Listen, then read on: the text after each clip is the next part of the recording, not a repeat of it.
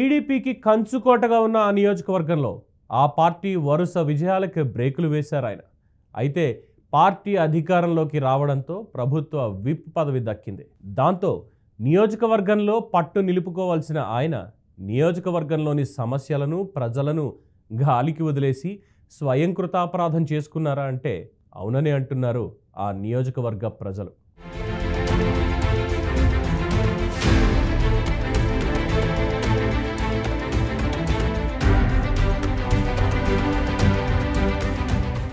పశ్చిమ గోదావరి జిల్లాలో టీడీపీ బలంగా ఉన్న నియోజకవర్గాల్లో నర్సాపురం ఒకటి. ఈ నియోజకవర్గంలో కాపు నాయకుల హవా కనిపిస్తోంది. ఆ వర్గం ఓటర్లు ఏ పార్టీకి మద్దతు పలికితే ఆ పార్టీ అభ్యర్థి విజయం సాధిస్తారు. ప్రతి ఎన్నికల్లోనూ ఈ నియోజకవర్గం ఓటర్లు టీడీపీకి పట్టం కట్టారు. పార్టీ ఆవిర్భావం నుండి ఇప్పటి వరకు కేవలం 3 సార్లు మాత్రమే టీడీపీ నర్సాపురంలో ఓడిపోయింది. 1983, 85లో వరుసగా చేగుండి హరిరామజోగయ్య గెలుపొందగా 1989, 1994, 1999, 2004లో కొత్తపల్లి సుబ్బారాయుడు టీడీపీ నుండి విజయడంకా మోగించారు. అనంతరం 2014లో బండారు మాధవనాయుడు టీడీపీ నుండి పోటీ చేసి గెలిచారు. అయితే 2019లో వైసీపీ ఫ్యాన్ గాలితో అక్కడ టీడీపీ గెలుపుకు బ్రేకులు పడ్డాయి. ఆ ఎన్నికల్లో నర్సాపురం ఎమ్మెల్యేగా ముదునూరి వరప్రసాదరాజు విజయం సాధించారు.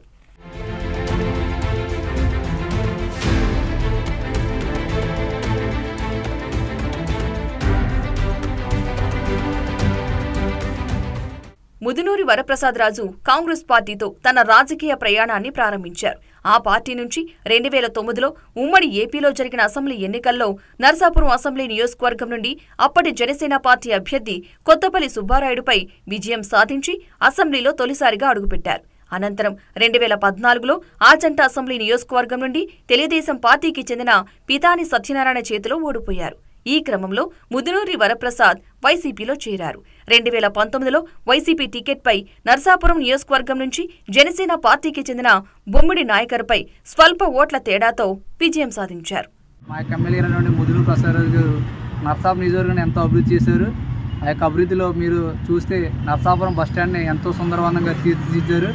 అదేవిధంగా పార్కు కూడా చూస్తే పిల్లలందరూ కూడా చక్కగా ప్రతిరోజు సాయంత్రం సేద్యడానికి అలాగే చాలామంది ప్రదేశం నుంచి వచ్చి యొక్క నర్సాపురం పార్కులో ఎంతో సుందరవంతంగా తీర్చిదిద్దినట్టు ఘనత ప్రసాదరాజు గారిది.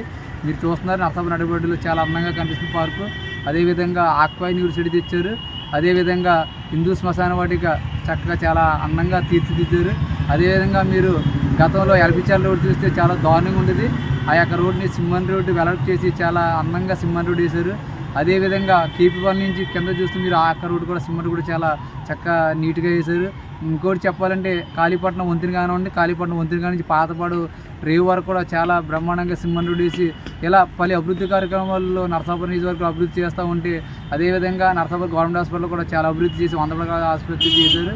ఇలాగా వైఎస్ఆర్ కాంగ్రెస్ పార్టీ ప్రభుత్వంలో మా యొక్క నర్సాపురం ఎమ్మెల్యే అయిన ప్రసాదరాజు గారు ఎంతో అభివృద్ధి చేస్తే ఇప్పుడు వచ్చినట్టు కూటమి ప్రభుత్వం అభివృద్ధి విషయం పక్కన పెట్టేసి ఏ విధంగా వైఎస్ఆర్ కాంగ్రెస్ పార్టీ నాయకులు వేధించాలి, అదేవిధంగా ఏ విధంగా వారి మీద సోషల్ మీడియాలో కేసులు పెట్టాలని చూస్తుందే తప్ప నర్సాపురం నియోజకవర్గం ఏ విధంగా అభివృద్ధి చేయడం లేదు.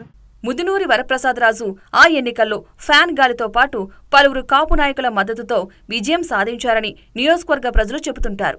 అంతేకాదు గెలిచిన తర్వాత గెలిపించిన నాయకులను ముదునూరి వరప్రసాదరాజు దూరం పెట్టారని, ఒంటెద్దు పోకళ్లు పోయారని విమర్శలు ఉన్నాయి. అయితే ఆ ఎన్నికల్లో ఎమ్మెల్యేగా గెలిచేందుకు ఎన్నో హామీలను కూడా ఇచ్చారని, అయితే వాటిని నెరవేర్చడంలో పూర్తిగా విఫలమయ్యారనే ఆరోపణలను మూటగట్టుకున్నారు. ఈ క్రమంలో నియోజకవర్గంలో ఆయనపై తీవ్ర వ్యతిరేకత ఏర్పడడంతో 2024 ఎన్నికల్లో సిట్టింగ్ అభ్యర్థిగా జనసేన అభ్యర్థి నాయకర్పై భారీ ఓట్ల తేడాతో పరాజయం పాలయ్యారు.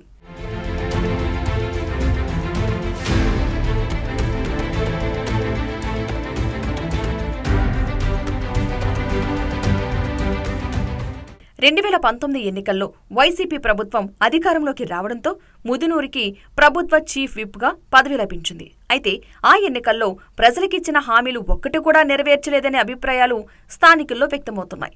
గత ప్రభుత్వంలో ప్రభుత్వ చీఫ్ విప్గా పనిచేసిన ముదునూరి ప్రసాదరాజు ఒంటెద్ది పోకళ్లు చేశారని నియోజకవర్గ ప్రజలు చెబుతున్నారు. దశాబ్దాల తరబడి ఉన్న డంప్యార్డుకు నిధులు మంజూరు చేసి స్థల సేకరణ చేసినప్పటికీ పనులు పూర్తి చేయకపోవడం, మెడికల్ కాలేజ్ను పాలకొల్లుకు తరలించారని ఆయనపై ఎన్నో విమర్శలు ఉన్నాయి.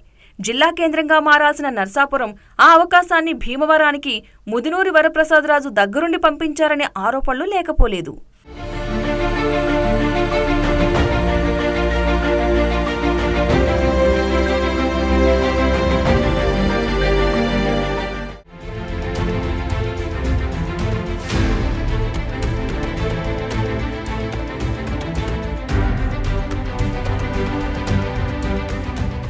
ముదునూరి వరప్రసాదరాజు పలు సేవా కార్యక్రమాలు చేశారని నియోజకవర్గ ప్రజలు చెబుతుంటారు. అయితే ఎమ్మెల్యే అయిన తర్వాత ముదునూరి పూర్తిగా మారిపోయారంటూ నియోజకవర్గ ప్రజలు విమర్శిస్తూ ఉంటారు. ఎమ్మెల్యేగా నియోజకవర్గంలో అభివృద్ధి పనులను పరుగులు పెట్టించాల్సిన ముదునూరి నియోజకవర్గాన్ని పూర్తిగా గాలికి వదిలేశారనే విమర్శలు లేకపోలేదు.